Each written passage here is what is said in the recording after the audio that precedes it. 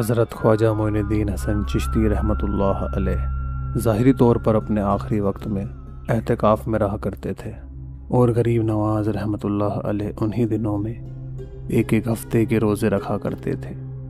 ہفتے میں ایک مرتبہ آپ نوش فرمایا کرتے تھے، یعنی کہ ہفتے میں ایک بار ہی کچھ کھایا کرتے، اور وہ بھی بہت کم، اور اسی وقت ہفتے میں ایک دن اپنی عبادت گاہ سے باہر آ کر عوام سے گفتگو یعنی بات چیت کیا کرتے تھے۔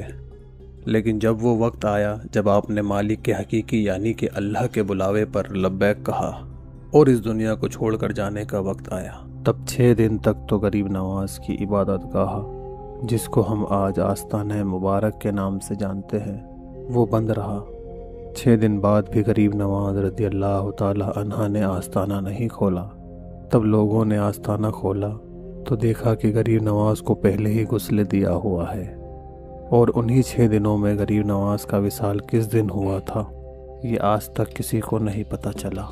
تب سے لے کر اب تک رجب کی چاند رات سے لے کر 6 رجب تک یعنی عرس کی چھٹی تک 6 غسل دیے جاتے ہیں غریب نواز کے دربار میں، اور 6 دن پورے ہونے کے بعد چھٹے دن صبح چھٹی شریف کی دعا ہوتی ہے، فاتحہ لگائی جاتی ہے، جس کو ہم آج چھٹی شریف کے نام سے جانتے ہیں، کیونکہ عرس مبارک کے موقع پر 6 رجب کو چھٹی شریف کو منایا جاتا ہے۔ اسی کو دیکھتے ہوئے ہر مہینے کی 6 تاریخ کو غریب نواز کی چھٹی منائی جاتی ہے۔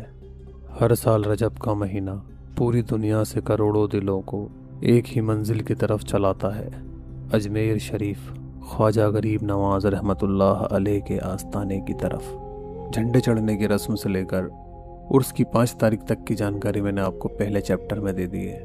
اگر آپ لوگوں نے وہ چیپٹر نہیں دیکھا ہے تو پہلے جا کر اسے دیکھیں، اوپر آئی بٹن پہ میں نے اس ویڈیو کا پہلا پارٹ ڈال دیا ہے، تو پہلے جا کر آپ اسے دیکھیں۔ تو یہ تھی اصل وجہ خواجہ غریب نواز رحمۃ اللہ علیہ کی چھٹی مبارک کی۔ اب اسی 6 تاریخ کو ہم لوگوں کو عرس کی ایک اور رسم دیکھنے کو ملتی ہے، جس کو ہم بولتے ہیں کل کی رسم۔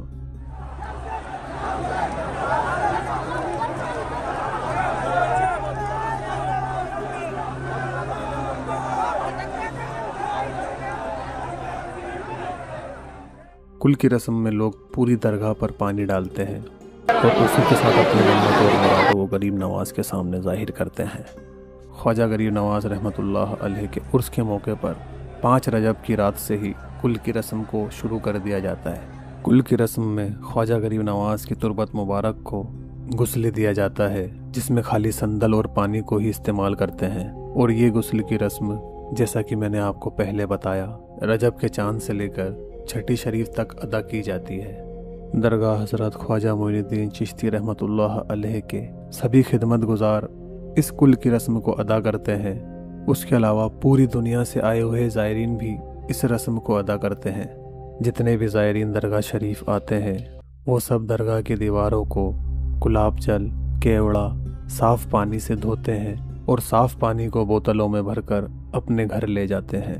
اس پانی کے استعمال سے یعنی کہ اس پانی کو پینے سے اللہ کے کرم سے ان کو شفا عطا ہوتی ہے۔ تو یہ تھی خواجہ غریب نواز کی چھٹی شریف اور کل کی رسم، جو عرس کے موقع پر اس طریقے سے ادا کی جاتی ہے۔ اس کے بعد رجب کی 7 اور 8 تاریخ کو اگر جمعے کا دن پڑتا ہے تو سبھی زائرین جمعے کی نماز کو ادا کرنے کے لیے رکتے ہیں، اور آخر میں 9 رجب کے دن بڑے کل کی رسم کو ادا کیا جاتا ہے۔